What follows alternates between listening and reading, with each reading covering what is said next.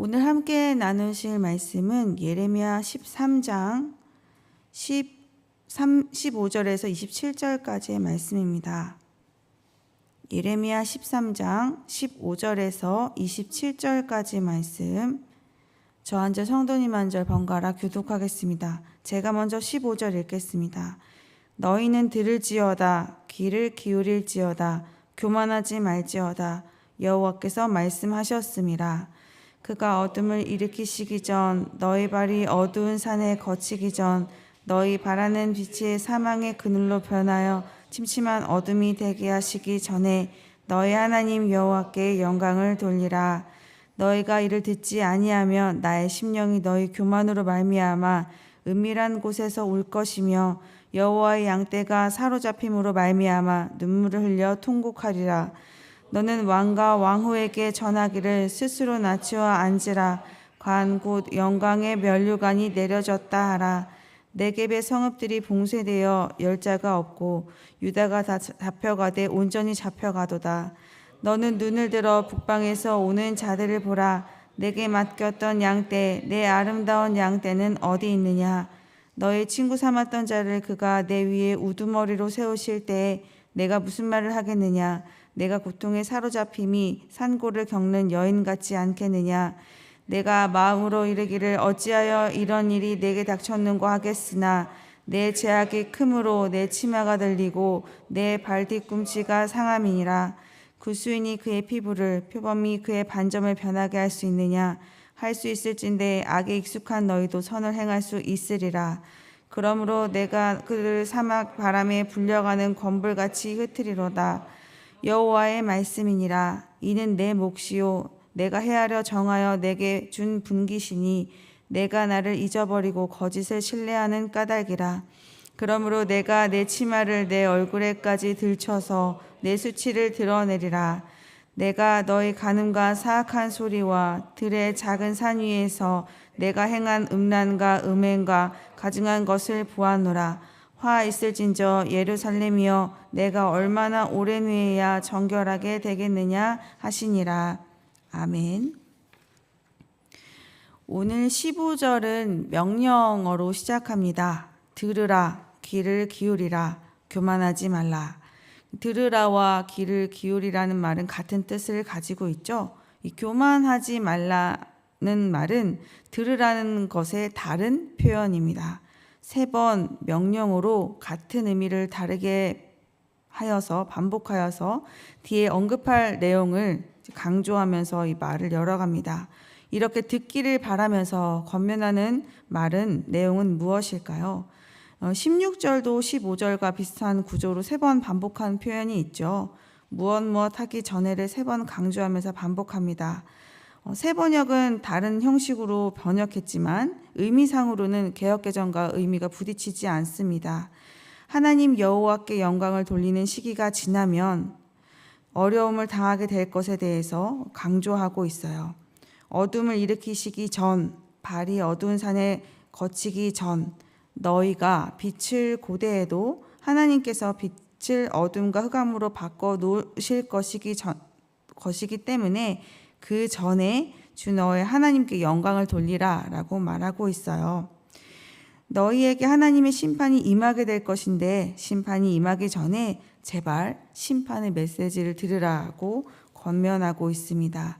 예레미야는 17절에서 만약에 심판의 메시지를 듣지 않는다면, 그 교만함을 계속 유지한다면 너희의 그 교만함 때문에 내 심령은 숨어서 울고 하나님의 양떼가 그로 인해 포로로 끌려가기 때문에 나는 눈물을 흘려 통곡하게 될 것이다 라고 말하고 있습니다. 이것은 이스라엘이 돌이키지 않아 하나님의 심판을 경험하게 되면 너무 괴롭다는 자신의 심정을 표현한 것인데요. 이 선지자의 말은 곧 하나님의 말씀입니다. 선지자의 마음도 역시 하나님의 마음을 담아 표현하게 됩니다. 심판을 내리시는 분이 하나님이시지만 돌이키지 않아 그 심판을 고스란히 받는 자기의 백성을 향해 긍휼의 마음으로 탄식하시는 하나님의 심정이 담겨져 있는 구절입니다. 지금 하나님은 예레미야를 통해 하나님의 마음을 표현하고 계시는 것이죠. 이후 18절에서 19절은 왕권에 대한 선포입니다. 왕과 왕후에게 스스로 낮추어 앉으라고 말씀하고 있습니다.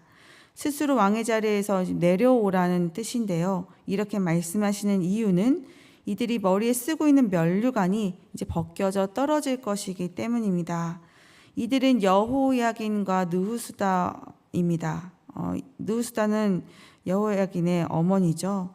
여호야긴은 여호야김이 죽은 후 18세 왕위에 올랐다가 이 3개월 만에 바벨론의 느부갓네살에게 폐위당하고 어머니와 함께 바벨론에 사로잡혀갑니다. 느부갓네살은 그의 자리에 숙부 마따니아를 왕으로 세우고 왕의 이름을 시드기야로 고쳐놓습니다. 이뿐만 아니라 네겝 성읍이 봉쇄당합니다. 이 네겝은 유다 남쪽 지방을 말하는데요. 그 포위망을 뚫어줄 사람이 없어 지금 포위당한 유다는 도움을 받을 수 없는 지경에 이르게 됩니다. 북에서 내려온 이 바벨론 군대의 손길에서 가장 멀리 떨어진 이곳까지 이렇게 확실하게 점령당하게 됩니다. 바벨론은 유다에 있는 사람을 모두 포로로 끌고 갑니다. 이런 위기에 있기 때문에 왕과 왕후는 당연히 교만한 마음을 버리고 백성들보다 앞서서 자신을 낮춘 채 하나님께 은혜와 구원의 영광을 구해야 하는 것이죠. 20절 이후는 다른 대상을 향하여 말씀하고 있는데요. 히브리 원문에서는 여성 단수형 문법으로 표현되었습니다. 지명을 사용한 것인데요. 지명을 여성으로 의인화해서 표현하곤 합니다.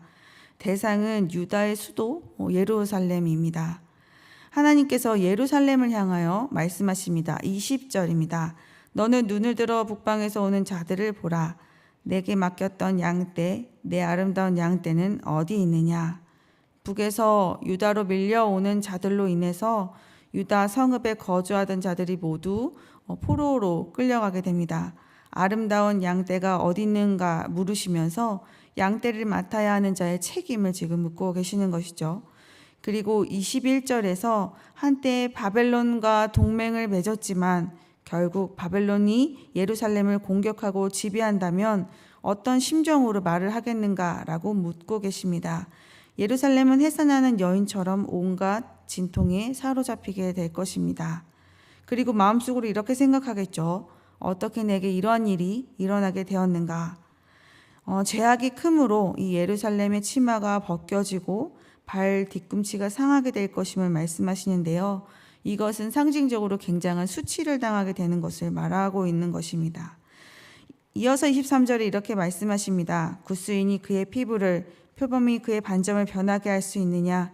할 수 있을진데 악에 익숙한 너희도 선을 행할 수 있으리라.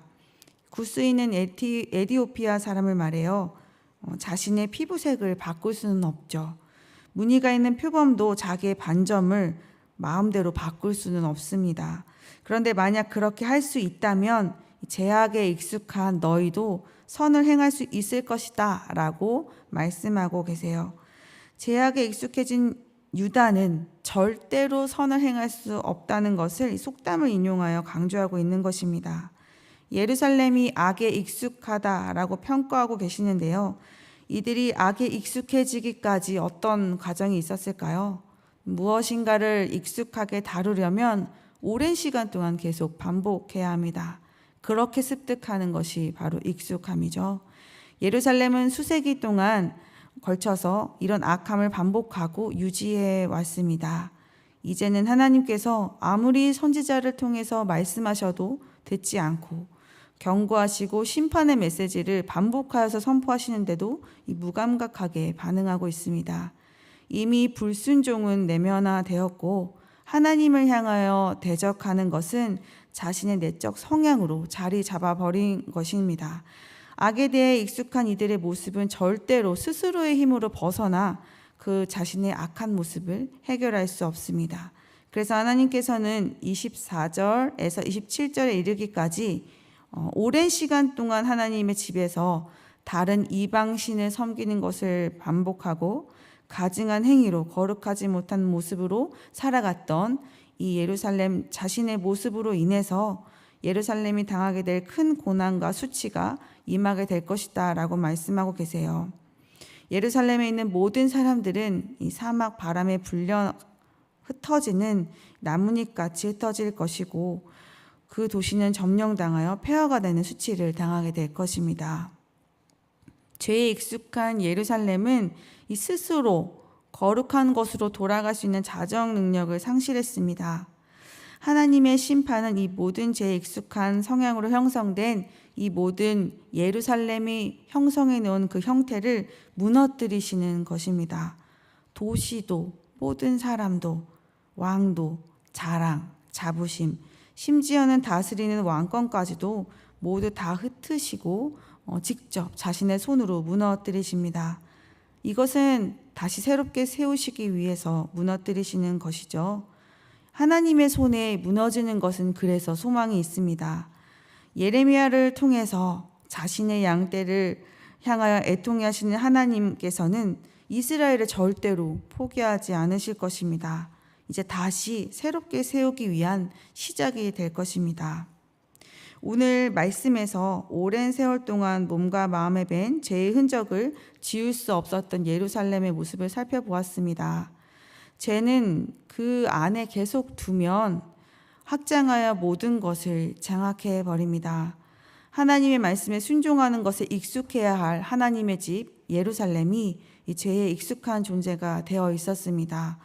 오늘은 이렇게 죄에 익숙하여 돌이킬 능력을 상실한 예루살렘의 상태를 우리에게 조금 적용해 보기를 원합니다.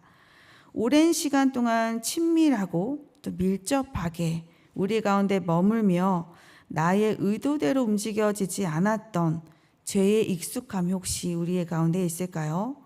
어제는 교만함과 탐심으로 우리가 죄에 대한 것을 살펴보았는데요.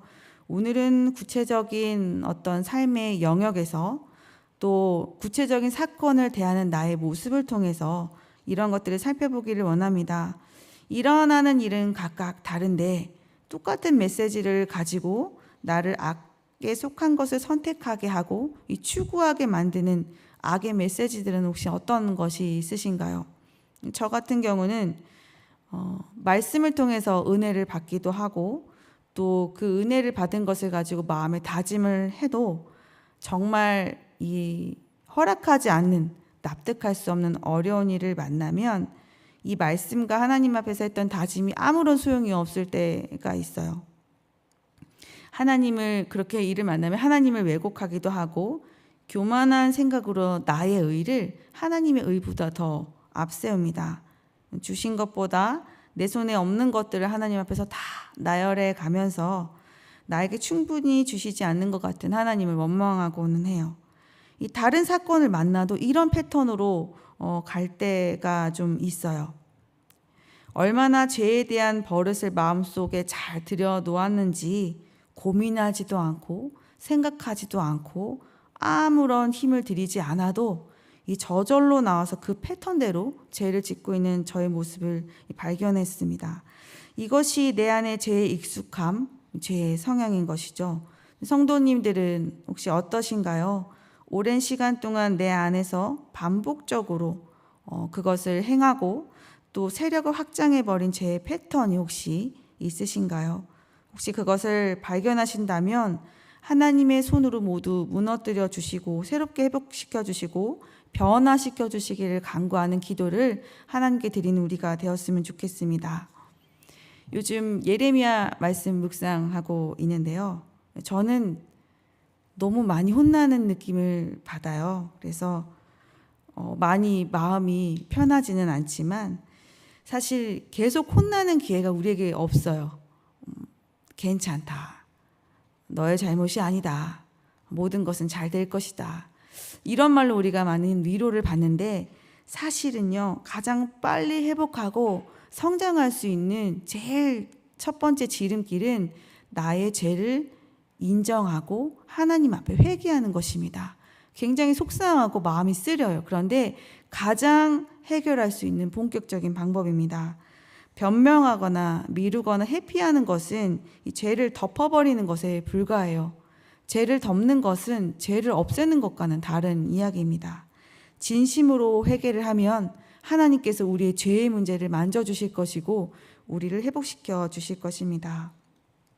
이제 죄를 발견하고 죄를 죽이는 것을 우리가 살펴보았다면, 죄가 우리 마음속에 자리를 잡고 그 영역을 확장해가는 것을 막을 수 있는 또 다른 방편에서의 적극적인 방법이 있겠죠. 그 실천은 바로 순종입니다. 순종은 하나님 앞에서 완전하고 죄 없이 사는 것이죠. 그러나 이것은 우리가 할 수 없는, 우리에게 너무 무거운 요청입니다. 어떻게 순종을 하며 살아갈 수 있을까요? 이 하나님 앞에서 완전하고 죄 없는 것을 향하여 힘을 쏟고 그것을 향하여서 가면 됩니다. 그 방법은 마음을 다하고 뜻을 다하고 힘을 다하여 순종하려고 하는 삶을 사는 것이죠. 하나님께서 우리에게 원하시는 것은 이 완벽이 아니라 성실입니다. 우리를 방해하고 또 힘들게 하는 일을 만날 때도 있습니다. 그러나 다시 일어나서 꾸준히 하나님 앞에 나아갈 때 하나님께서 우리를 이끌어 주시고 지켜 주시는 것을 우리가 경험하게 될 것입니다. 내 내면을 좀 더 살펴보기를 원합니다. 진리의 귀를 기울이며 사는 것이 참되고 온전한 삶입니다.